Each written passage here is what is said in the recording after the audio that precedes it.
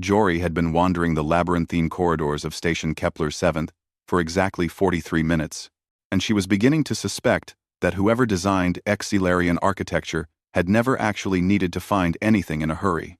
The human engineer clutched her datapad tighter, squinting at the holographic map that seemed determined to be as unhelpful as possible. She was supposed to be in Conference Room 7 Alpha for the quarterly safety review. Instead, the corridor signs kept flickering between symbols she couldn't read, and every door looked identical, smooth, opalescent surfaces that gave no hint of what lay beyond. "Screw it," Jory muttered, jabbing the access panel of the nearest door. The door hissed open. Jory stepped inside and immediately realized her mistake. The room was dark, lit only by the soft bioluminescent strips running along the walls, in that particular shade of blue-green the Exilarians preferred. But it wasn't the lighting that made her freeze, it was the 36 pairs of enormous, reflective eyes staring at her from the shadows. Cubs. Exilarian cubs, to be precise.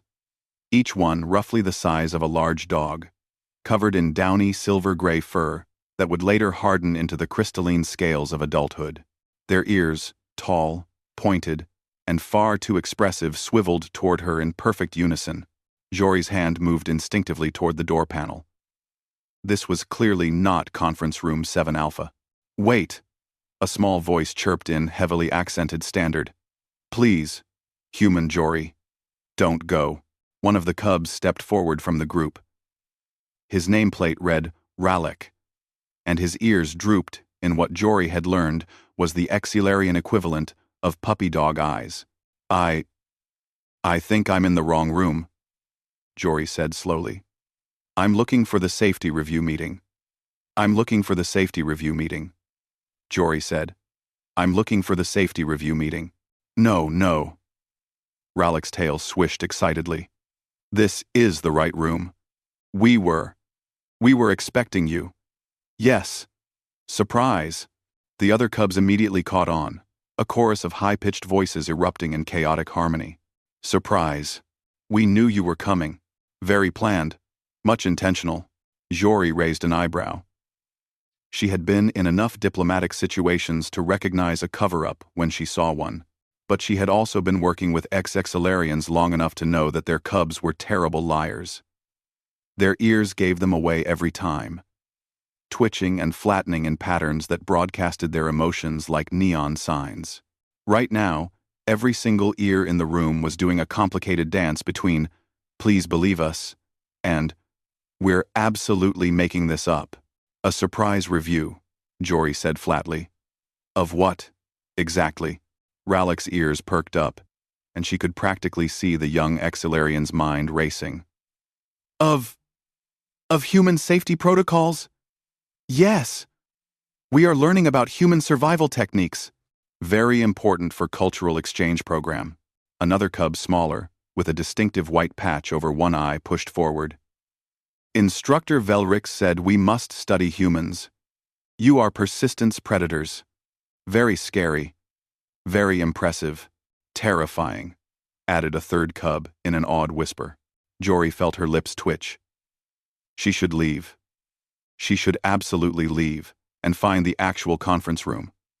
But something about the desperate hope in Ralek's large, golden eyes made her pause. "You want to learn about human survival techniques?" she asked. "Yes." The response was unanimous and deafening. Jory glanced at her datapad.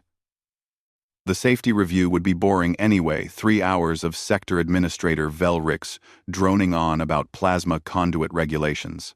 She looked back at the cubs, at their eager faces and twitching ears.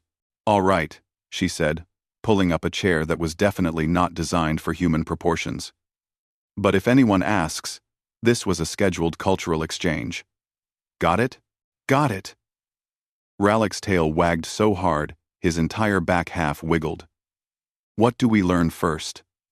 "Relic. Relics SS. Relics. Relics. Relics," Jory grinned. "Well, first you need to understand that humans didn't evolve with claws, or natural armor, or the ability to digest cellulose. We couldn't run as fast as prey, and we weren't as strong as predators. so we had to get creative. Red. On T. The cubs leaned in, their collective attention so focused that Jory could have heard a pin drop. We learned to track prey for days, she continued. We'd just keep walking. Animals would run, get tired, rest. We'd catch up. They'd run again. We'd follow.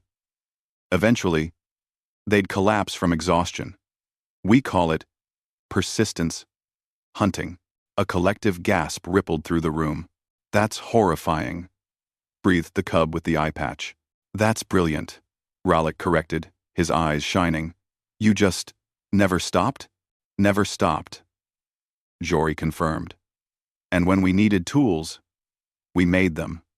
When we needed fire, we created it. When we needed to cross oceans, we built boats. When we needed to reach the stars, she gestured broadly at the station around them. For the next hour, Jory forgot entirely about the safety review. She told stories about humans climbing mountains that tried to kill them, exploring oceans that crushed metal like paper, and venturing into space when every calculation said it was impossible. She explained about adrenaline, about tool-making, about the stubborn refusal to accept that something couldn't be done. The cubs drank it all in, asking questions in rapid-fire succession that ranged from brilliant to absurd. By the time Jory's datapad buzzed with an angry message from the safety review meeting, she was demonstrating how humans could throw objects with deadly accuracy, a skill that had the cubs practicing with wadded-up report files and squeaking with delight.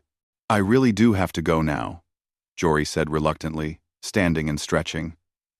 The actual adults are going to send a search party. Rallick's ears drooped. Will you come back? For more surprise reviews? Jory looked at the young ex-Exilarian. At his hopeful expression, and the room full of cubs, who were now attempting to walk on two legs, like humans, with varying degrees of success. You know what? She said. I think surprise reviews should be a regular thing. Yes. The cubs erupted in celebration, their tails creating a small windstorm. As Jory left the room and headed back into the maze of corridors, she couldn't help but smile. She'd missed the safety review entirely, would probably face a lecture from Administrator Velrix, and had just committed to a weekly teaching session she had no authorization for.